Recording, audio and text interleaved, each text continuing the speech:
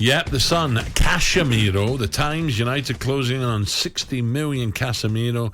The 30-year-old, and that's the downside if there is, 30-year-old midfielder will become one of the club's top earners ever on a potential 4-year deal. The Brazilian has won 18 trophies during his 9 years at the Bernabeu, including 5 Champions League, has 63 caps for Brazil. If they get the man, Trev, I think it's just what they need. It is, yeah, I agree, Al. I think when you talk about defensive midfielders, you've got to have more to your game. And I think without being disrespectful to Fred and McTominay, I feel they lack a little bit of guile, lack that experience at the real top level to affect games, and when they're in like tight areas to be able to show that quality and keep possession and get it into them forward players. And I think Casemiro, he does all that really well. Obviously 5 Champions Leagues, Brazilian international. He's got all the experience, but when you brought in Varane, I was concerned because he only played 20 odd games a season, seemed to pick up a lot of injuries. You look at Casemiro, he played the last 3 seasons, he's played 30 plus league games. He's played in all the Champions League games, and he's also not picked up any injuries. So you look at the history of him as an individual, as an athlete, and you feel like he'd be able to cope with the Premier League. And I think it's an exciting signing potentially for Manchester United. Definitely what they need, because if you look at the other clubs, Fabinho, you look at Manchester City, they've got Rodri, you look at Kante and Jorginho, you look at Manchester United and they're short of where the top clubs are, and that's why they're not being able to compete. So I think, although it's a lot of money, 60 million for a 30-year-old, just 30 by the way, and he's also going to go on big wages. It's Manchester United, they've got to do it because they cannot continue to play and be in the position where they're picking up no results. Are you surprised Real Madrid let him go, Trev?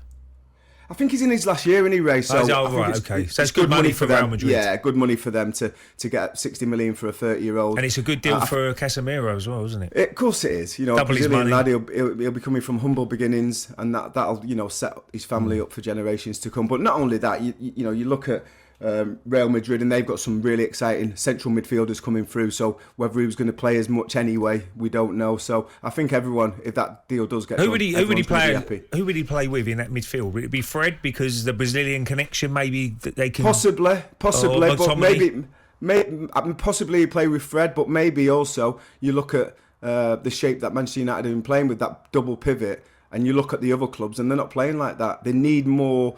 I think they need more threat going forward, and if they played 1 at the back with 2 in front of him, as in like 2 number 8s, I think that would work better for Manchester United and for Erik ten Hag. Okay, man, you both faced, had you say on Manchester United in the papers this morning too, Jaap Stam, great centre-back, warns United will keep shipping goals if Erik ten Hag does not find a fix with 5'9" Martinez. It's a common thing in the Premier League that teams are looking for centre-backs that are strong and big because the physical part of the game. He's struggling in the aerial battles. If Ten Hag is keeping Martinez on the pitch, they need to find a solution to handle that. Otherwise, it's going to happen over and over again. What do you think, Trev? Has he got a point? He has got a point, and I did mention it when the proposed move for Martinez was initially raised before this Manchester United signed him, and I thought, tough boy, good on the ball, can play holding midfield, quick. He's looked at what he's got at Manchester United and he's thought, get him in because he's better than what we've got. Obviously, working with him before, he knows the talent that the boy's got. But I think when you're talking about the Premier League, it is. I mean, the attention to detail that managers put in. We heard, Thomas Frank talking about pull onto him, to Ivan Toney. Pull onto him every chance you get. We'll hang the ball up, and even if you're not going to win clear headers, what will happen is you're not going to allow him to clear the ball 40 yards down the pitch. We'll get players around the area and we'll pick up second balls. We're on the front foot, and it's no surprise that they dominated Manchester United in certain situations on the pitch in that game. So it's a problem. But again, you talk about formation. Erik ten Hag might be thinking about playing 3 at the back, 3 central defenders, and him being one of the mobile ones on either side of Harry Maguire. So that could work. But as a 2, I think he's going to have a lot of problems in the Premier League because managers do put big centre forwards up against him. Who's the small centre halves Al? Who's had great careers? Well, the boy at Chelsea's not exactly the Baresi back in the day. Fantastic. Cannavaro, who was only 5'9". Yeah, he was top Puyol, remember Puyol, Barcelona? He was only 5'10". Yeah, but strikers are getting taller, Ray. And I think the attention to detail from managers, if you do see that somebody like in the opposition defence is quite short, you will make one of your bigger players pull onto him. Absolutely. Yapstan also talks about Cristiano. He said if a player is not happy at the club and he wants to leave, then you need to make a decision for the greater good of the club and say, okay, maybe it's better we part ways. If he's not happy, he's not performing, then something is better to make a different decision, not only for yourself but for the good of the team. So Yapstan saying, Ronaldo, bye-bye, you got to go. Yeah, no, it's a difficult one because I think if there's no takers and you're not going to get any money, any fee to transfer Cristiano Ronaldo out of the football reading today, club. Dortmund could be maybe a solution. Yeah, I mean, listen, it's the first I've heard of Borussia Dortmund being interested.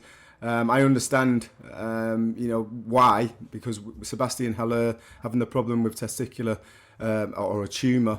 Down below, so they might need a little bit of cover in that position.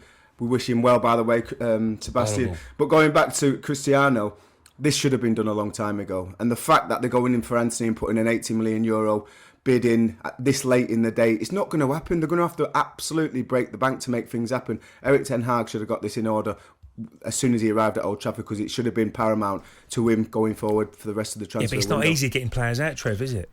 Of course it's not, and this is what I'm saying. If no one wants Cristiano, what I understand, and listen, I'm no fan of the Glazers, but any business model, if you're going to let Cristiano Ronaldo leave, you need to let him leave for money. You need to get a fee for him. Now, if no club is showing the willingness to pay a fee for Cristiano Ronaldo, why would you let him go with his kind of commercial rights? Because the amount of money that he must pull into Manchester United must be ridiculous. talkSPORT Breakfast with Alan Brazil. Thursday and Friday morning, 6 till 10. On AM, on DAB, via the talkSPORT app and on your smart speaker. talkSPORT.